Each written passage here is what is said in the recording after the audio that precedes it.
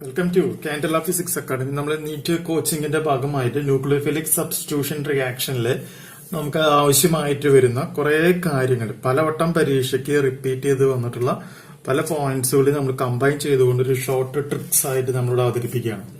അതായത് നമുക്കറിയാം, ഒരു RXലേക്ക് ഒരു ന്യൂക്ലിയോഫൈൽ വന്നു കഴിഞ്ഞാൽ എന്തായിട്ട് മാറും? ഈ എക്സിനെ റീപ്ലേസ് ചെയ്തിട്ട് NU വന്നിട്ട് RU NU ആയിട്ട് മാറും. പ്ലസ് എക്സ് മൈനസ് പുറത്തേക്ക് ലീവ് ചെയ്ത് പോവുകയാണ് ചെയ്യുന്നത്, അല്ലെ?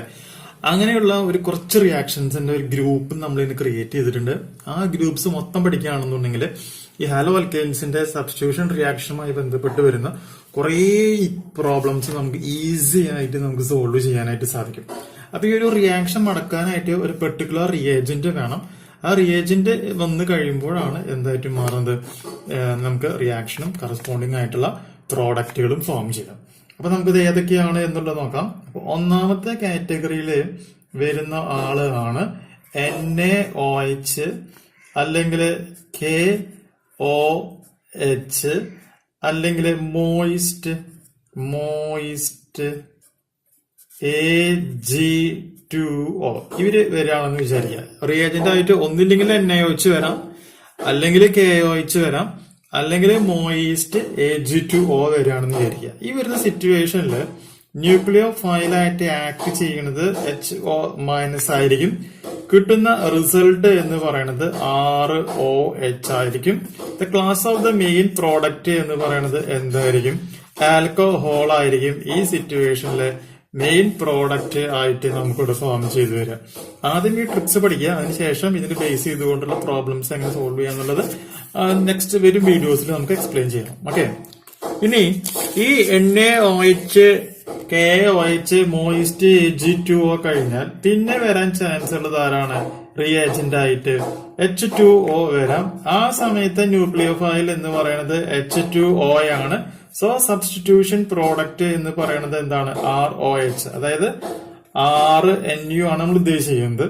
അപ്പോഴും കിട്ടുന്നത് എന്ത് തന്നെയാണ്? ആൽക്കഹോൾ തന്നെയായിരിക്കും class of the main product ആയിട്ട് നമുക്ക് ഇവിടെ ലഭിക്കാം.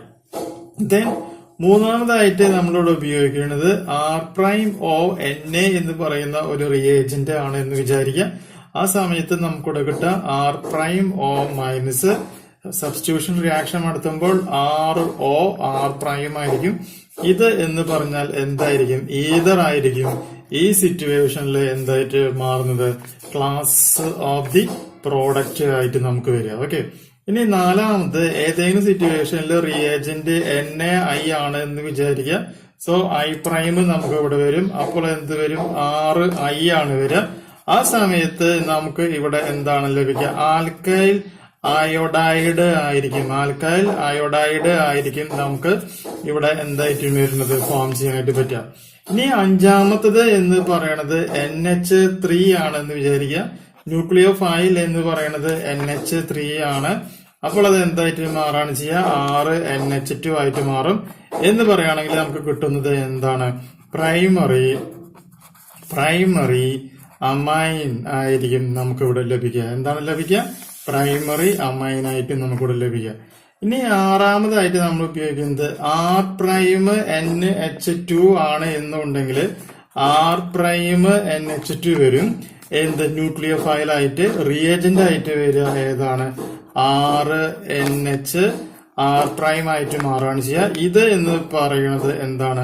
സെക്കൻഡറി അമൈൻ ആയിരിക്കും. ഈ സമയത്ത് നമുക്ക് ഇവിടെ ലഭിക്കുക എന്തായിരിക്കും? സെക്കൻഡറി അമൈൻ ആയിട്ട് മാറുകയാണ് ചെയ്യുക. ഇനി ഏഴാമത് എന്ന് പറയുന്നത് R'NH ഇത് വേറെ ഏതെങ്കിലും സംഭവമാണെന്ന് വിചാരിക്കുക. അപ്പൊ നമുക്ക് ഇവിടെ ലഭിക്കുക എന്താണ്?